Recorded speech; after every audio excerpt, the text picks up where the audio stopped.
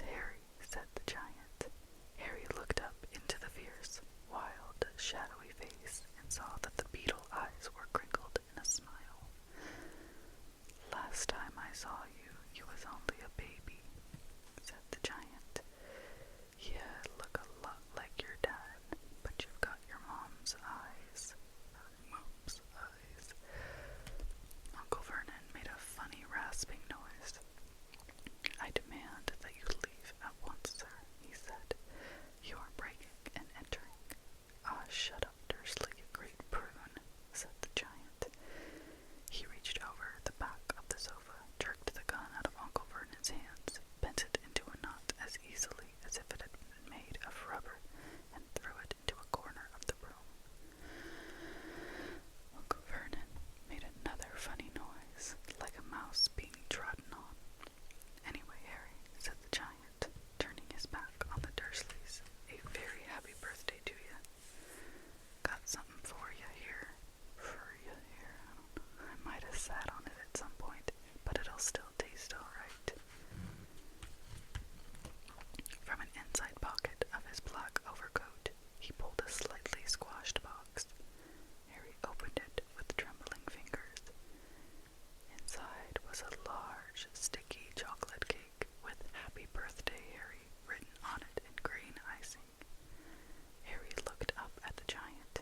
He meant to say thank you, but the words got lost on the way to his mouth, and what he said instead was, "Who are you?" The giant chuckled. True, I haven't introduced myself. Meself. Rubius Hagrid, keeper of keys and crowns at Hogwarts. He held out an enormous hand and shook Harry's whole arm. What about that tea, then, he said, rubbing his hands together. I'd not say no to something stronger if you've got it in mind. His eyes fell on the empty grate with the shriveled crisp packets in it, and he snorted. He bent down over the fireplace. They couldn't see what he was doing, but when he drew back a second later, there was a roaring fire there. It filled the whole damp hut with flickering light, and Harry felt the warmth wash over him as though he'd sunk into a hot bath. The giant sat back down on the sofa, which sagged under his weight, and began taking all sorts of things out of his pockets, out of the pockets of his coat. A copper kettle, a squashy package of sausages, a poker, a teapot, several chipped mugs, and a bottle of some amber liquid which he took a swig from before starting to make tea.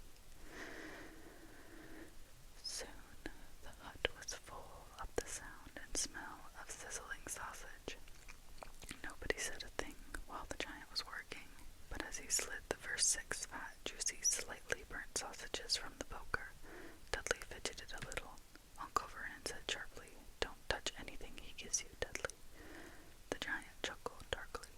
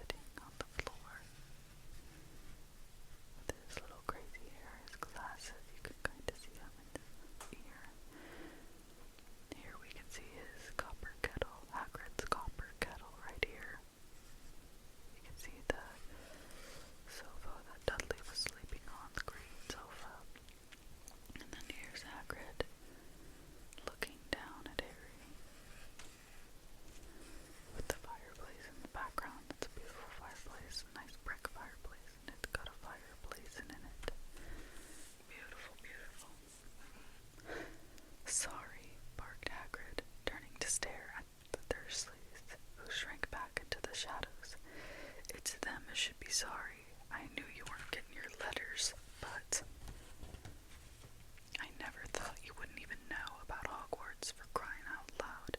Did you never wonder where your parents learn it all? All what? Asked Harry. All what? Hagrid thundered. Now wait just 1 second.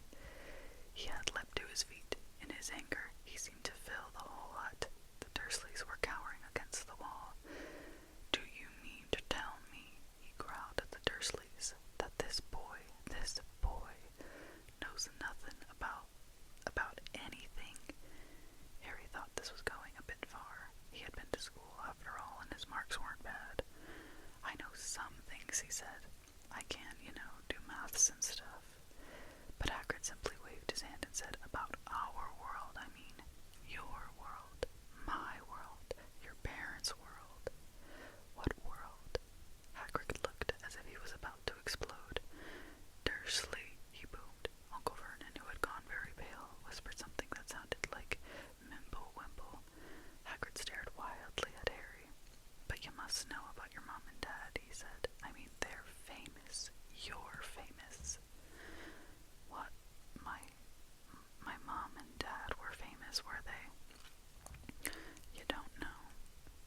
You don't know. Hagrid ran his fingers through his hair, fixing Harry with a bewildered stare. You don't know what you are, he said finally. Uncle Vernon suddenly found his voice. Stop, he commanded. Stop right there, sir. I forbid you to tell the boy anything.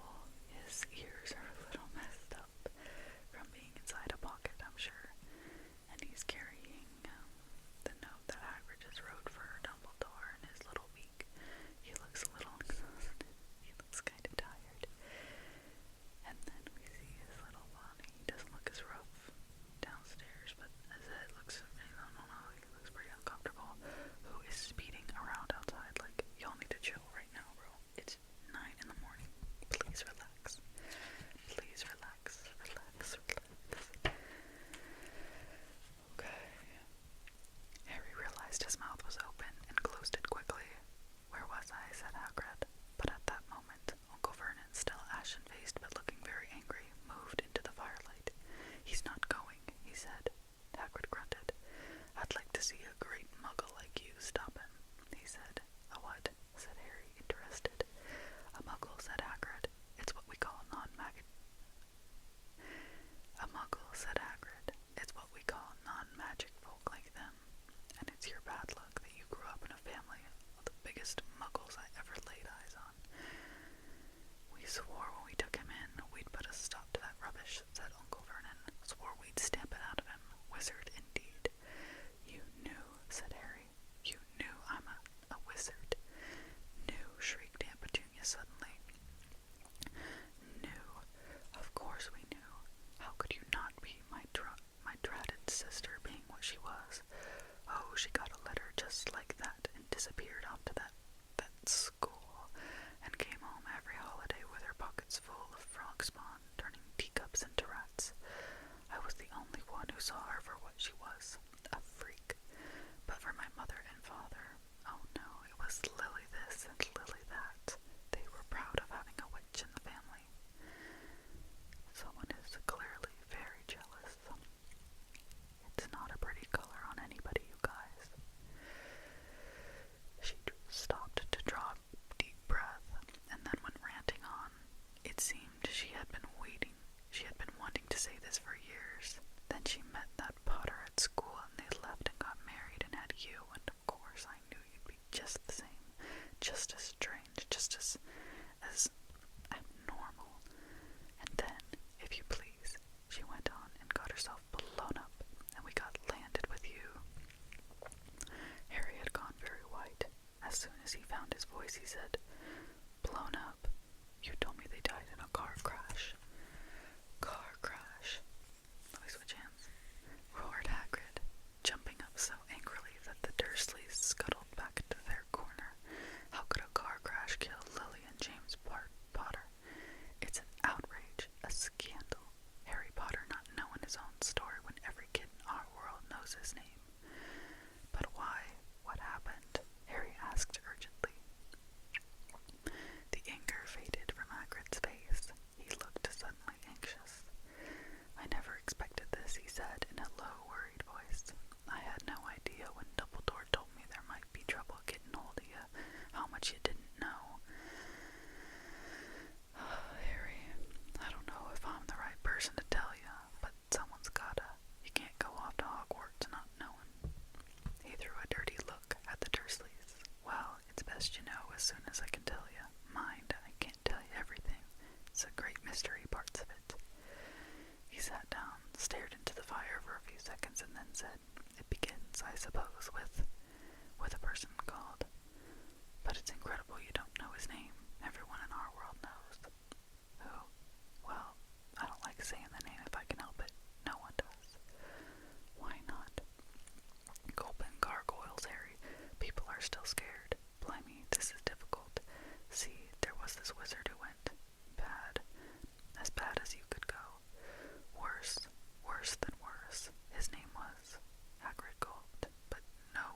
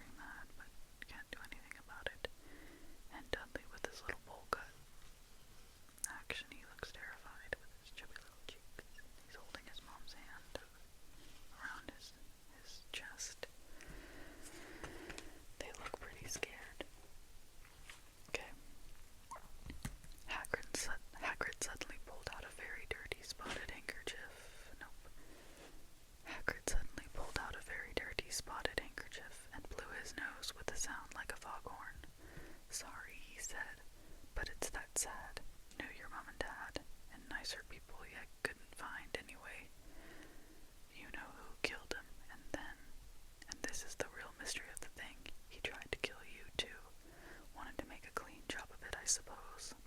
Or maybe he just liked killing by then, but he couldn't do it. Never wondered how you got that mark on your forehead. That was no ordinary cut. That's what you get when a powerful evil curse touches you. Took care of your mom and dad and your house even, but it didn't work on you, and that's why you're famous, Harry. No one ever lived after he decided to kill him. No one except you.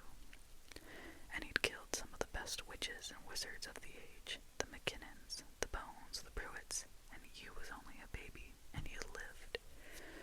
Something very painful was going on in Harry's mind. As Hagrid's story came to a close, he saw again the blinding flash of green light, more clearly than he had ever remembered it before. And he remembered something else, for the first time in his life, a high, cold, cruel laugh. Hagrid was watching him sadly. Took you from the ruined house myself, on Dumbledore's orders. Brought you to this lot. Load of old tosh, said Uncle Vernon. Harry jumped. He had almost forgotten that the Dursleys were there. Uncle Vernon certainly seemed to have got back his courage. He was glaring at Hagrid, and his fists were clenched. Now you listen here, boy, he snarled. I accept there's something strange about you. Probably nothing a good beating wouldn't have cured. And as for all this about your parents, well, they were weirdos, no denying it, and the world's better off without them, in my opinion. That is crazy. That is insane to say. Asked for all they got getting mixed up with these wizarding types. Just what I expected. Always knew they'd come to a sticky end. But at that moment, Hagrid leapt from the sofa and drew a battered pink umbrella from inside his coat. Pointing this at Uncle Vernon like a sword, he said, I'm warning you, Dursley. I'm warning you. One more word.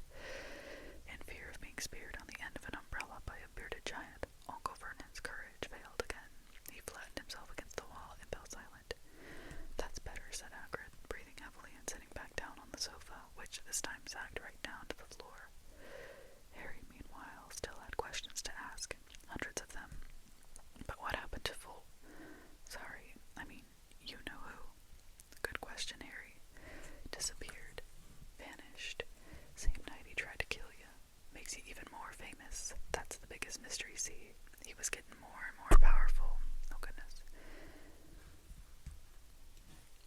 Good question, Harry. Disappeared. Vanished. Same night he tried to kill you. Makes you even more famous. That's the biggest mystery, see? He was getting more and more powerful. Why'd he go? Some say he died. Got swallowed. In my opinion, to know if he had enough human left in him to die. Some say he's still out there, biding his time, but I don't believe it. People who was on his side came back to ours.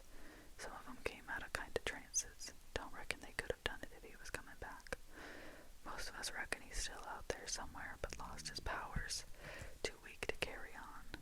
'Cause something about you finished him, Harry. There was something going on that night he hadn't counted on. I don't know what it was. No one does. But something about you stumped him. All right.